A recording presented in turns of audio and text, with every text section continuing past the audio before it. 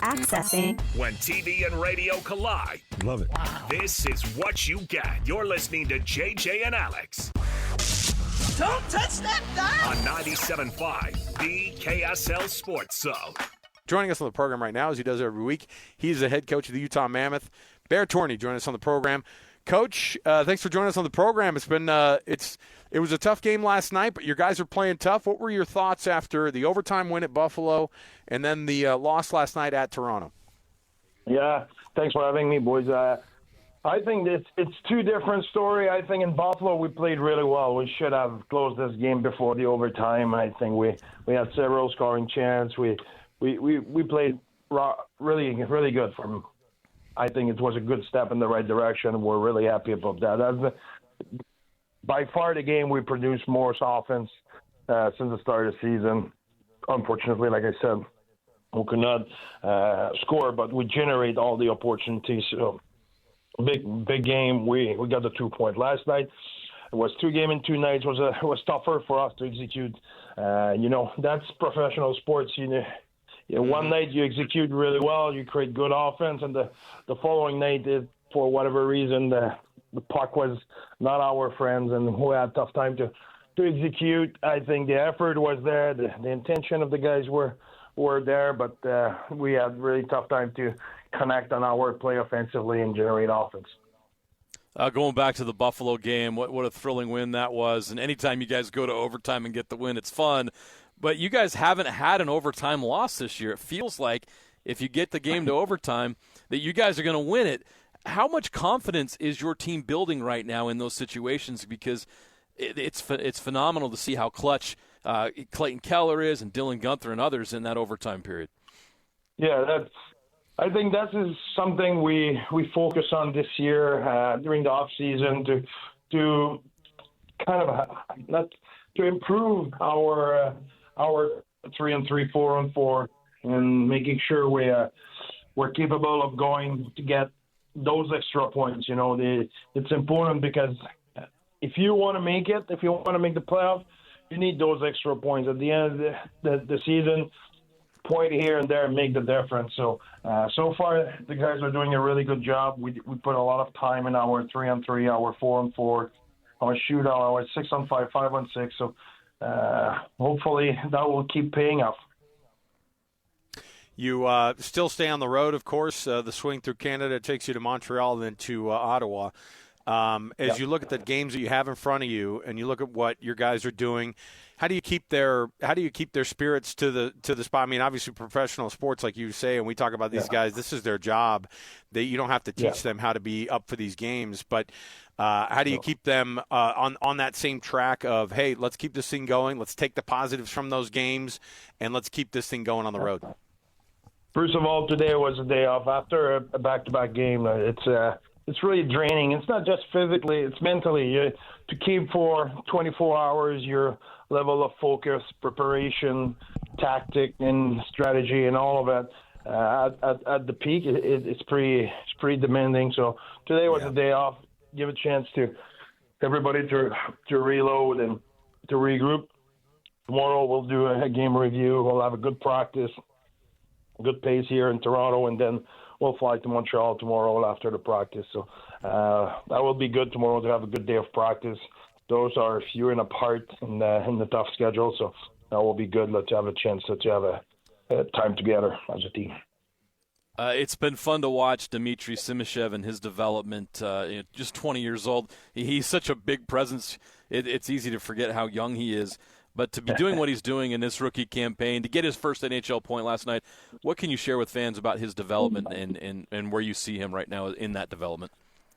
I think what we like a lot about him, obviously on top of all his quality as a player, is he is really professional. His professionalism is really good.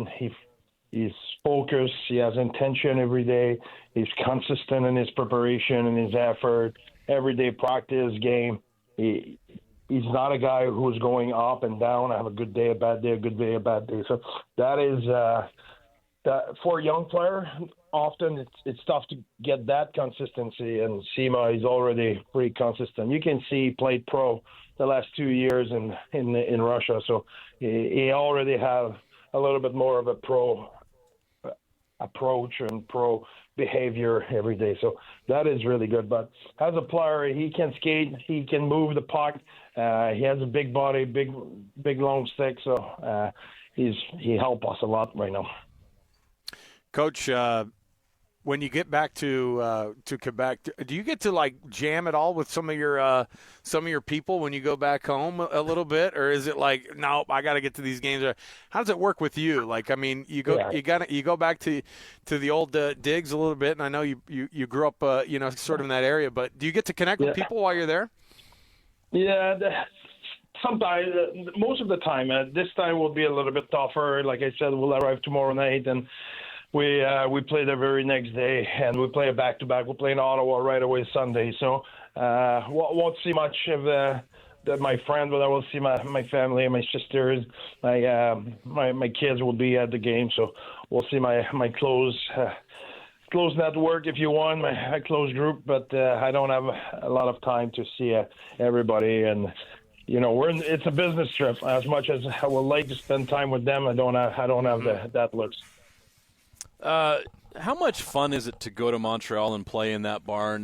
There's so much history there, and you grew up in it, and I can't imagine what it's like for a boy from Quebec to be able to be in those situations. For those of us who haven't been there and have felt what it's like to play in there, what's it like? Yeah, that's it's funny because you grew up in Quebec, so you don't really realize. You think, okay, that's the hockey. That's the way it is. It's cool, but that's the way it is. And then you start coaching the NHL, and you go everywhere else, and you realize, okay, that's a place that's really special. That's not like it's not like that everywhere. There's really unique place, and the passion of the fans, and they do such a great job on the entertainment in the building, and the fan love their team so much. It make it special. So there's no doubt about it. But I don't think we have anything to be ashamed of in Utah. I think our fans as well are really enthusiastic, and they show a lot of love for the player, the team, and everything. So we're part of that select group, that elite group who has really good atmosphere and really good fans. I don't think we've ever asked you this since you've been coming on the show. What was your favorite club growing up? Was it with the Montreal Canadiens? And how important were those young Quebec days? Nordic. Oh, that's so cool, yeah. Coach. Yeah. So what was it like when they moved? That was terrible, especially when they won. But you know what? That was pretty cool because when they left, Joe Sakic was obviously their best player, and Adam Foote was playing for them. And a couple of years later, when I make my debut as a coach in the NHL, Joe Sakic was the president and the GM of the Colorado Avalanche, and that's my first job. So I had my debut with my team who I was cheering for when I was young. So that was cool. That was the Nordic was my team, and was before the era of Joe was the Stastny brother and Michel Goulet and the Dale Hunter and all of those guys. Yeah, and we got to see last week the old Nordique jerseys on the Colorado guys playing against the old Whalers. I thought, man, that's some old school stuff from when I was a kid. The Whale? Oh, the Whale. Watching the Whalers versus the Nordiques, I thought, man, that's a whole different era. But here we are. There you go. Exactly. Coach, we appreciate you coming on as you do every week, and stay safe out there on the road. We're looking forward to you guys coming back to Utah after a couple more up there in the great land up north. Thank you, guys. Have a good one. Thanks for having me. There you go. Thanks, Coach. You bet, Coach, as usual. There you go. Coach Bear Tourigny on the program here with us. Man, that's